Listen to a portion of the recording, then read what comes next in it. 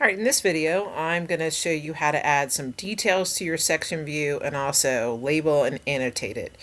The first thing I'm going to do is get rid of this crop box. So I'm going to click on it and I'm going to make sure I can actually click on it, and I'm going to hide in view. All right, so now I don't need it anymore. I don't need to see it. So I want to add some details to this. The first thing I'm going to add is kind of a cross section of the lumber for the top plate, the double top plate, and the sole plate. So I'm going to go into I was in the architecture tab. I'm going to go into the annotate tab, and I'm going to add a component. This is an annotation component. So go ahead and save the project. Great. All right, and I want to look for some lumber cross section. So I'm going to go load family. All right, and when I go into load family, I usually start out right here, but the U.S. Imperial Library. And the things I'm looking for are the detail items. So I'm going to open up detail items. And I need detail items on wood and plastic. So I'm going to open up the wood and plastic. And then I'm going to look for wood framing. And I'm going to do a nominal cut lumber section. So if I choose that, that's what I'm looking for. And it's going to ask me for a size, and I need a 2x4. So let me find a 2x4, which is 3.5 inches by 1.5 inches, so 2x4.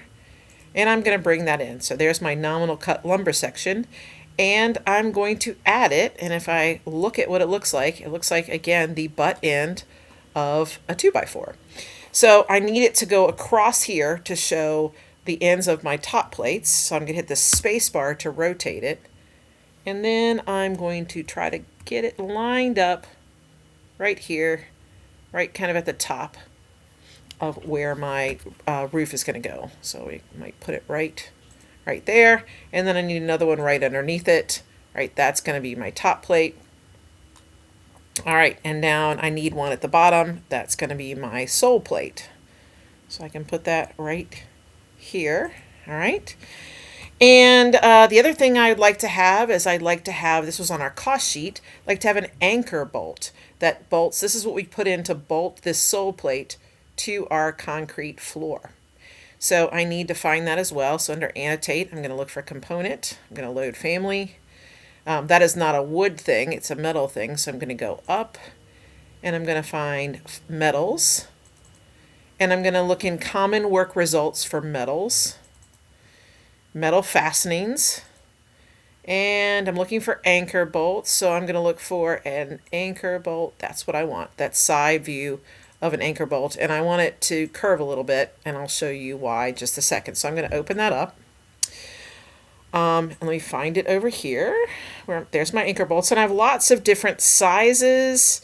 If I try to bring one in, you can look at that one. That's way too big, the 1.5. I'm going to try maybe, let's try 5/8. Yeah, 5/8 is looking about right. So what I'm going to do is I'm going to line this up so that the bottom of the nut here lines right up with the top of my sole plate. All right, so this is, I'll screw that nut on this bolt, and it's going to bolt the sole plate to the concrete. So I'm going to click there and put it there. Then it's a parametric item, so I can hit escape and get that out. Click on the anchor bolt, and I'm going to use these arrows to drag it up some, and that looks better. So what this is doing, this metal fastener it's going to be set in the concrete. This will be set in the concrete to join the concrete to this sole plate. I'll put the sole plate over it, and then I'll screw it down with this nut. All right, so that's my anchor bolt. All right. Last bit of detail, I might want to add some blocking up here. That's another butt end of lumber, so some blocking in the rafter up here. So I'm going to go to, let's see if I have my lumber section. Let's add it up here. So I'm going to go to component and nominal cut lumber section. I have a 2x4, but these aren't 2x4s. These are 2x8s. So I need to load family again. And I need to go up, back up to detail items, wood and plastic, wood framing, and nominal cut lumber section. Open that up. And now I need a 2x8, which is 7.25 by 1.5. 7.25 by 1.5. All right.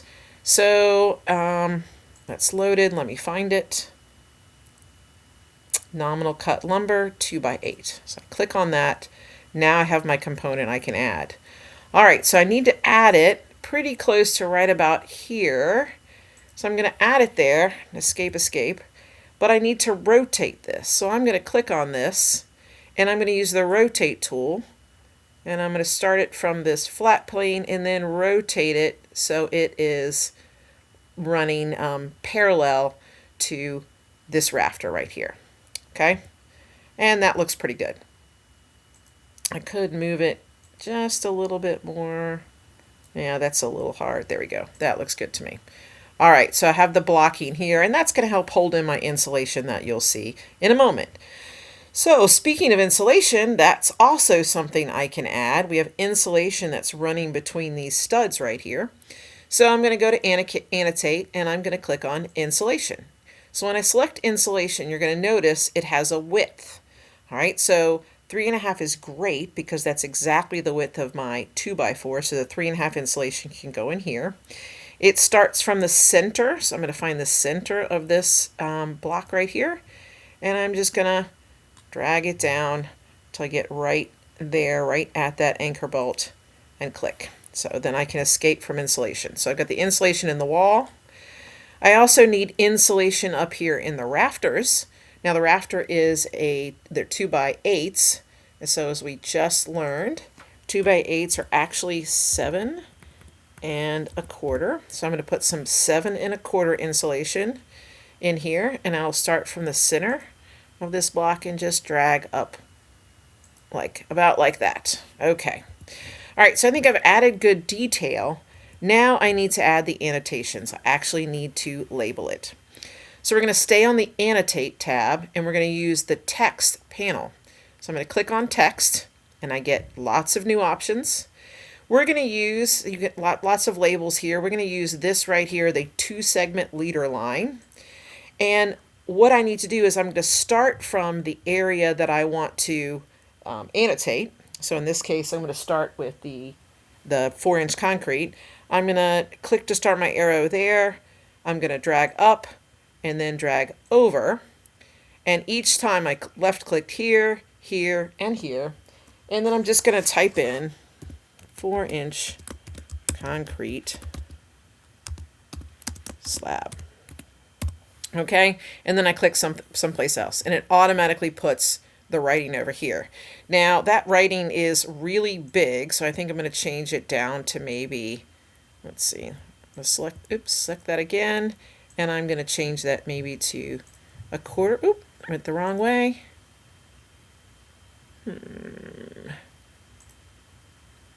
Maybe I can edit the type here, and here we go. Let's do 2 30-seconds. All right, that looks a little bit better to me. Okay, so we're going to do 2 30-seconds there. Even though it says 3 30-seconds, we've changed it to 2 30-seconds. Now I've lost a little bit of my leader bend, so I'm going to select that and correct that. So that's my 4-inch concrete slab. And then I'm going to continue to label every single item I have. So I'm going to start maybe with the studs that are here. So I'm going to go to Text. I'm going to click that leader line again, and right in the middle here, and I'm going to line up. You see I get that dotted line to help me line up the leader bends, and then a dotted line to help me line that up. I click there, and I have 2x4 stud, and they are 24 inches on center. All right, that just means there's 24 inches between the center of each stud. Okay, so that's definitely too big. I'm going to click on that, and let's change it to that 3 30-seconds. And this is a cool new feature that I really like. This, I can line up, align my annotations. Let me see if I can remember how to do it. I'm going to click on both of these using the Control key, and then I'm going to click on the Align. Now it aligned it. I'm going to undo that. I'm going to click where I want it to go to first. Then I'm going to hold down the Control key, and then I'm going to hit Align. Oh, it still lined it up over there. So I'm going to have to, maybe I'll do this a different way. I'll grab this and use that blue line, blue dot to bring this in. And now I need to, well, you can see I'm still learning too. I need to bring this in as well. All right, that looks a little bit better to me. All right, so I've got my 2x4s, my 2x4 studs. The next thing I want to put is kind of right in here. I have a little plywood sheathing. So I'm going to use my arrow key, try to get that. And here, and let me see if I can change the text. No, it won't let me change that. All right, I'll have to just keep changing it after the fact. So that's a 1/2 inch plywood sheathing. And I click anywhere.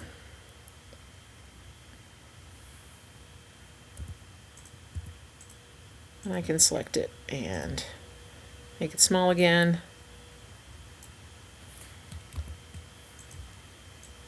Oh, this is kind of a pain. I'm sure there's a better answer that I'll figure out after I make this video. All right, so I got 1/2 inch plywood sheathing. I'm gonna stretch that out just a little bit. There we go.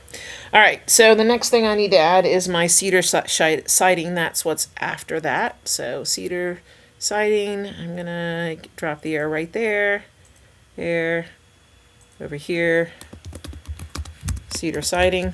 That was that horizontal siding we made. All right, maybe I'll change these. Well, I'll do it now.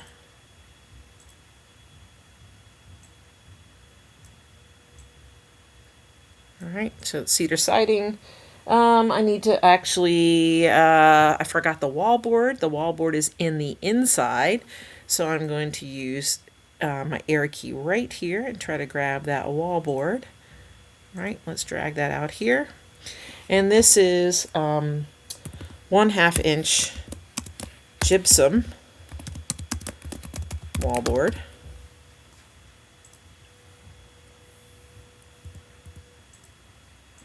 And change that.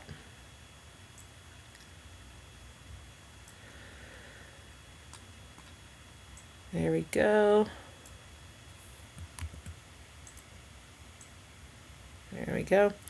I'm sort of running out of room, so I'm going to grab this and let's move that down some. Move that down. Grab this and move it down. This is definitely different from the last version. Just trying to clean it up a little bit. All right, so the last thing I need to add here is the insulation that I added. So let me go to my text, and I'm going to put my arrow in the middle, and we'll call this bat insulation. Bat insulation.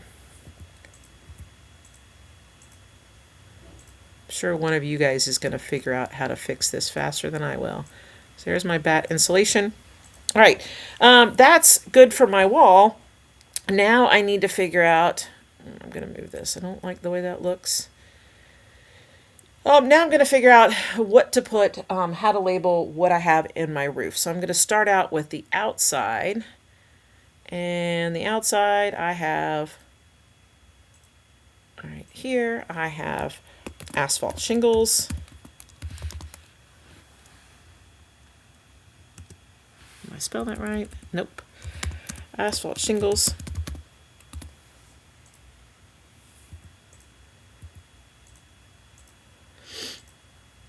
All right. And then I'm going to have some plywood sheathing. I'm going to go ahead and move that down because I know I'm going to want to move that in like this. Okay. And next thing, I'm going to do my plywood sheathing. I'm going to try to drop that arrow right in there.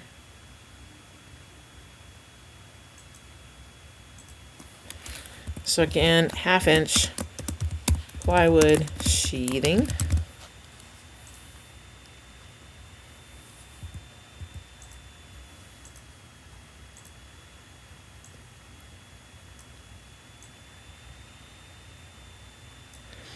All right, we can add the 2x8s now, 2x8 studs. So text, point them out there. And we have 2 by 8 studs. And they're also 24 inches on center. You guys might remember this from the costing exercise.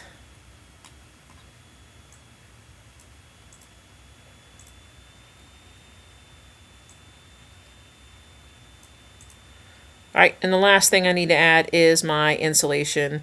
So one more tag. Getting way up here. Batt insulation.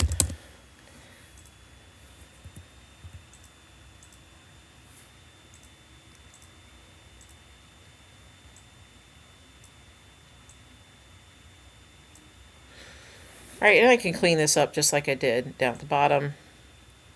Move this down some, move this out. I like it to be neat. Now, supposedly, I can use align tools over here, so I'm going to try this one more time. And we'll try it with this. Move this one in just a little bit.